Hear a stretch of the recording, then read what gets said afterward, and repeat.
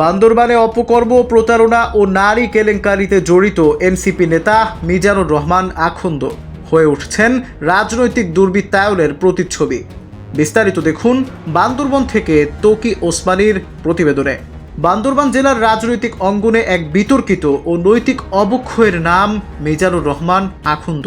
নানা অপকর্ম, অর্থ আত্মসাৎ, প্রতারণা ও নারী কেলেঙ্কারির অভিযোগে অভিযুক্ত এই ব্যক্তি বর্তমানে জাতীয় নাগরিক পার্টি এনসিপির বান্দরবান জেলা সমন্বয় কমিটির যুগ্ম সমন্বয়কারীদের দায়িত্বে রয়েছেন। অথচ তার রাজনৈতিক, সামাজিক কিংবা আদর্শিক কোনো গ্রহণযোগ্যতা নেই, বরং তাকে ঘিরে স্থানীয় জনসাধারণ ও ভুক্তভোগীদের মধ্যে তীব্র ক্ষোভ ও বিরূপ প্রতিক্রিয়া বিরাজ করছে। সূত্র জানায়, মিজানুর রহমান আখন্দের রাজনৈতিক ইতিহাস মূলত সুবিধাবাদী রূপান্তরেরই ধারাবাহিকতা। কখনো পার্বত্য চট্টগ্রাম নাগরিক পরিষদ, কখনো জাতীয় পার্টির হয়ে স্বৈরাচারপন্থী নির্বাচনে সক্রিয় অংশগ্রহণ, আবার কখনো জামায়াতপন্থী যোগাযোগ স্থাপন। সবই ছিল কেবল নিজস্ব স্বার্থসিদ্ধির জন্য। 2024 সালের 7 জানুয়ারির বিতর্কিত জাতীয় নির্বাচনে সে বিপুল অর্থের বিনিময়ে জাতীয় পার্টির প্রার্থী এটিএম শহীদুল ইসলামের পক্ষে মাঠে কাজ করে। পরবর্তীতে জামায়াত নেতাদের সান্নিধ্য পাওয়ার চেষ্টাও করে, কিন্তু তার ব্যক্তিগত ও নৈতিক দুর্বলতা জানার পর তারা তাকে প্রত্যাখ্যান করে। জুলাই আন্দোলনের সাথে সরাসরি কোনো সংশ্লিষ্টতা না থাকা সত্ত্বেও তদবির, সম্পর্ক ও চাপ প্রয়োগের মাধ্যমে সে এনসিপির মতো একটি রাজনৈতিক সংগঠনের জেলা কমিটিতে গুরুত্বপূর্ণ পদ দখল করে নেয়, যা এনসিপির আদর্শিক ও সাংগঠনিক ভিত্তিকে প্রশ্নবিদ্ধ করেছে। পারিবারিক ও ব্যক্তিগত জীবনেও মিজানের বিরুদ্ধে রয়েছে একাধিক গুরুতর অভিযোগ। তার দ্বিতীয় স্ত্রী শাহিনা আক্তার অভিযোগ করে বলেন, আমাদের বিয়ের 13 বছর হলেও আজ সে আমাকে অস্বীকার করছে। আমার নামে এনজিও থেকে ঋণ নিয়ে লক্ষাধিক টাকা নিয়েছে, কিন্তু তা ফেরত দেয়নি। এখন আমি মামলায় জর্জরিত, অথচ সে কোনো দায়িত্ব নিচ্ছে না। বহুবার আমি তাকে রাজনৈতিক ও আর্থিকভাবে সাহায্য করেছি, কিন্তু আজ সে আমাকে সম্পূর্ণ পরিত্যাগ করেছে। তিনি আরও জানান, বিয়ের পরও মিজান একাধিক নারীর সঙ্গে অনৈতিক সম্পর্কে জড়িয়েছে। পালাঘাটার রূপালী রহিম চৌধুরীর বাড়ির মুসলিমা গৃহকর্মী সহ অনেক নারীকেই বিয়ের আশ্বাস দিয়ে ভোগ করে ছেড়ে দিয়েছে।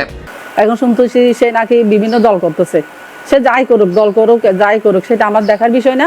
আমার কথা হচ্ছে, সে আমাকে নাকি বিয়ে করে নাই, সেটা তার ব্যাপার। না দিলে আমার কিছু করার নাই, কারণ তারা তো আমি 13 বছর একটা বাচ্চাকে যেরকম পালে সেরকম আমি লালন পালন করে, তার লেখাপড়া বলেন সব কিছু, তার সংসার করো সব কিছু, তার ফ্যামিলি সহ আমি এক পর্যায়ে দেখছি, তার বোন সবাই জানে। কিন্তু এখন সে অস্বীকার করতেছে। এখন আমি প্রশাসনের কাছে দৃষ্টি আকর্ষণ করছি, তারা বসান, আইনা তারা ডাকেন, তাকে আইনা জিজ্ঞেস করেন সে কি করবে না করবে।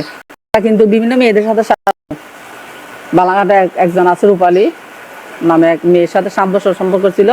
বান্দরবানে সবাই জানে, তার বন্ধু বান্ধব সবাই জানে। তারপরে রহিম চৌধুরী বিল্ডিং একটা মেয়ে ছিল, কাজলি নামে মেয়ে, 3 বাচ্চার মা, এর সাথেও সম্পর্ক ছিল। মুসলিমদের নিয়ে কাজ করতেছে টাঙ্কির পাহাড়ে। আব্দুল্লাহ বলে একটা ছেলে আছে, ও শালির সাথে মানে একে বিয়ে করবে এরকম প্রস্তুতি দিয়ে এর সাথে অনেক সম্পর্ক করছে। এসব বিষয়ে আমি জোন, ব্রিগেড, পুলিশ ও প্রশাসনের বিভিন্ন দপ্তরে অভিযোগ করেছে, কিন্তু কোনো কার্যকর পদক্ষেপ নেওয়া হয়নি। অন্যদিকে কাজী নুরুল আনোয়ার নামের এক ভুক্তভোগী বলেন, মিজান আমার কাছ থেকে 3,50,000 টাকা নিয়েছে। আমার কাছে লিখিত স্ট্যাম্প, চুক্তিপত্র রয়েছে।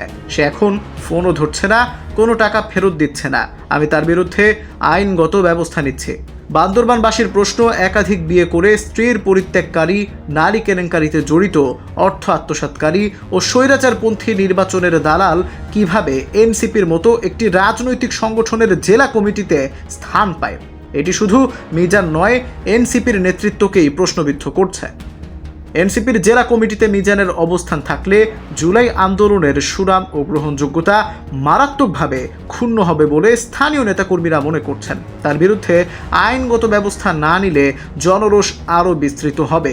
এরই মধ্যে বান্দরবানের বিভিন্ন শ্রেণী পেশার মানুষ তার অপকর্মের বিচার এবং ভুক্তভোগীদের ক্ষতিপূরণ দাবিতে সোচ্চার হয়েছেন। এ ব্যাপারে তার মতামত জানতে মিজানুর রহমানের সেলফোনে বেশ কবার কল করা হলেও সে কল রিসিভ করেনি। প্রশাসন, এনসিপি নেতৃত্ব ও সংশ্লিষ্ট কর্তৃপক্ষের প্রতি জোর দাবি মিজানুর রহমান আখুন্দের বিরুদ্ধে অবিলম্বে আইনি ব্যবস্থা গ্রহণ করে তার সব অপকর্মের নিরপেক্ষ তদন্ত ও বিচার নিশ্চিত করতে হবে। অন্যথায় জেলার সচেতন ছাত্র জনতা তাকে বান্দরবান থেকে প্রতিহত করে বহিষ্কারের আন্দোলনে যেতে বাধ্য হবে। বান্দরবনের রাজনীতিতে নিজের স্বার্থ সিদ্ধির কৌশলগত এই নেতাকে নিয়ে আরও বিভিন্ন অপকর্মের তথ্য প্রমাণসহ দেখতে চোখ রাখুন অগ্রযাত্রার অনুসন্ধানী প্রতিবেদনের দ্বিতীয় পর্বে। চোখ রাখুন অগ্রযাত্রায়।